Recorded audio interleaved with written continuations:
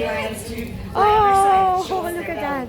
That is so that we can do more complex checkups like ultrasounds and x-rays. So that if they ever need those checkups carried out, it's not a new or scary Oh, it's thing. big. These guys are used to doing every Look single at that. day. I did Oh. mention that Kina was really big. So that is the first reason, the most important reason for these training sessions is to make sure that these animals are nice and healthy. We actually Oh. get to see one of those checkups here today. I believe we are having a sea lion weigh-in today. So weighing them is a great way to ensure that they're getting enough food, that they're nice and healthy. So we do these weigh-ins quite regularly, at least once a week, to check in on them to make sure that they're nice and healthy. So we might see some of them being weighed here this morning, which is a pretty cool thing to get to see. So that's the first reason for training them. Second reason for training is for their physical fitness. So these training sessions are a great way to make sure that these guys are getting a workout. Make sure that they're getting plenty of exercise. And again, we train them for their health care, we train them for their physical fitness. But there is another third reason for training with these sea lions, and that is for their mental enrichment. So mental health is just as important as physical health. We will make sure these guys are staying nice and mentally healthy too. Sea lions are really intelligent animals, and in the ocean they will constantly be using their brains to problem solve.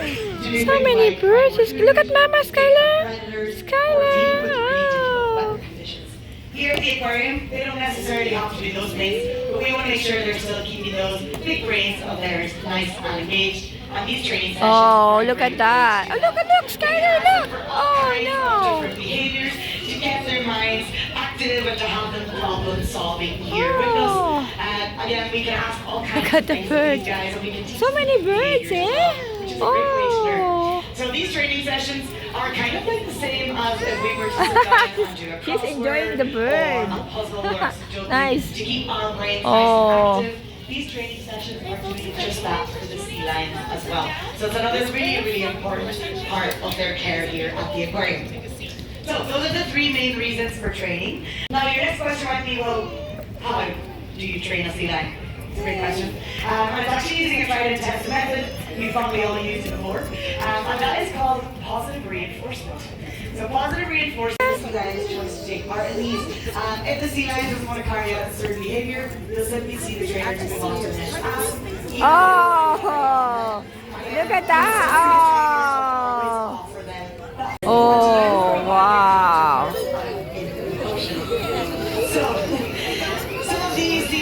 Look at that, Skylar. Wow.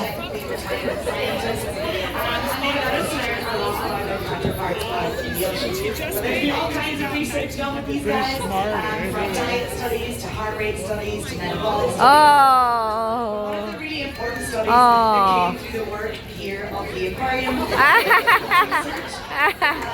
study looking at why their populations are changing out in the ocean. So, I don't know how many of you guys are aware, but stellar sea lion populations in the Gulf of Alaska Oh, wow. Oh. few decades. Their populations have actually declined by about 80% since the 1980s. It's a huge drop. And researchers working with the Vancouver aquarium wanted to find out why this is happening. And they did this by studying sea lion scat. Does everybody know what scat is? Is anybody brave enough to shout it? Poop, yeah. Poop. And they were studying sea lion poop. It sounds really gross. It is really gross. But it allowed them to learn a lot about their populations in the ocean and a lot about what they're eating out there in the ocean. Oh. So, typically, sea lions like to eat high fatty fish. They give them a lot of calories and a lot of nutrients to carry out their daily activities. So fish like salmon and herring are really, really good for them as their preferred food.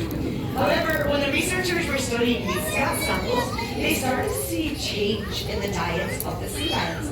They were no longer eating these high fatty fish like salmon and herring. They were switching to plants that were causing Bird, this is the so we're taking too many of these fish out of the ocean. So the sea lions are just having to find whatever else they can find out there because they don't have access to the same food as they would normally choose. So Oh. essentially stealing their food. I narrowly missed a splash there. So if the good thing about this problem, right, is it's a human caused problem, so it's also not a human solution. really important part is that we can do something to change this. Wow. So there's a couple of different things that we can do. Can I get a show of hands here? Who would like to help sea lions out in the ocean? What do you think? A good few of us, awesome. Anybody who's not holding their hand up, I'm just going to assume you're shy. If you want to help sea lions out, there's 3 things that you can do. First thing you can do is switch to sustainably sourced seafood.